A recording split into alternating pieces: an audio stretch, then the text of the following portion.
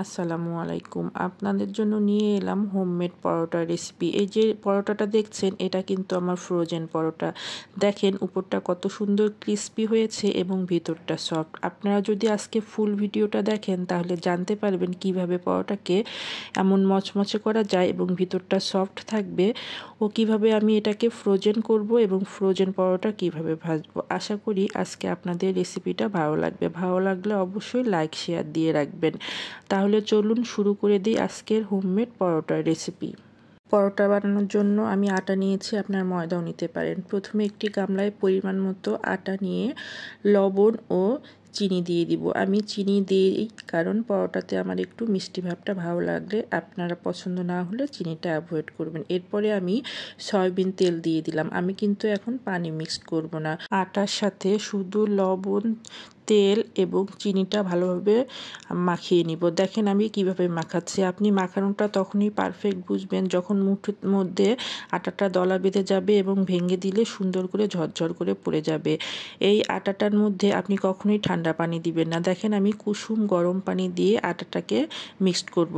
ঠান্ডা পানি দিলে কিন্তু আটাটা একদম রাবারি হয়ে যাবে, আর একদম গরম পানি দিলে কিন্তু রুটির মতো নরম হয়ে যাবে। তাই কুসুম গরম পানি দিয়ে ভালোভাবে আটাটাকে ময়াম করতে হবে।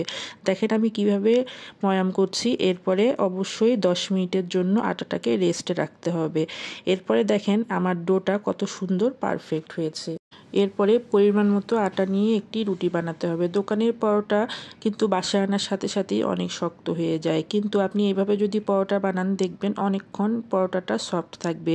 রুটি বানানোর পরে আপনি ব্রাশ দিয়ে উপরে তেল ব্রাশ করে নেবেন। এরপরে শুকনা ময়দা এভাবে ছিটিয়ে দিয়ে চারকোনা করে ভাঁজ দিয়ে দিব। এভাবে প্রত্যেকটি রুটি ভাঁজ করে কিছুক্ষণ রেখে দিব, তাহলে পরবর্তীতে পরোটা বানাতে অনেক সুবিধা হয়। দেখেন আমি সবগুলো বানিয়ে এভাবে রেখেছি। এখন সুন্দর করে বেলে নিয়ে পরোটার শেপ দিব। আপনারা কে কোথায় থেকে আমার রেসিপিগুলো দেখছেন এবং কেমন লাগছে অবশ্যই কমেন্ট করে জানাবেন। এভাবে পরোটা বানিয়ে খেলে দেখবেন যে দোকানের পরোটা আপনাদের আর ভালোই লাগবে না। আমার হাজবেন্ড তো এখন কেনা পরোটা একদমই খেতেই চায় না, বলে যে তুমি বাসায় বানিয়ে দাও, এটাই অনেক টেস্টি হয়।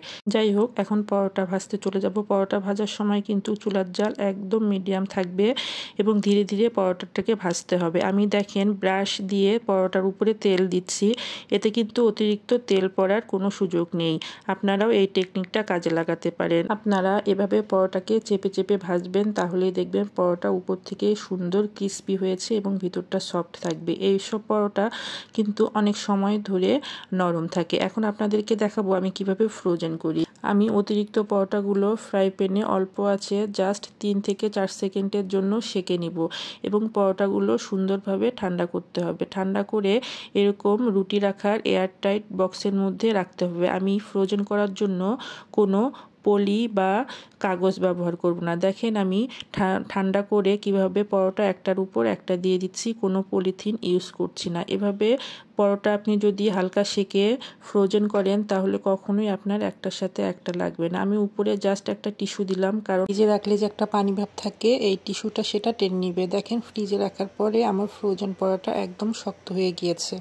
ভাজার 10 থেকে 15 মিনিট আগে বের করে রাখলেই দেখবেন কত সুন্দরভাবে খুলে যায়। দেখেন আমার কিন্তু একটা পরোটাও একটার সাথে একটা লেগে যায়নি।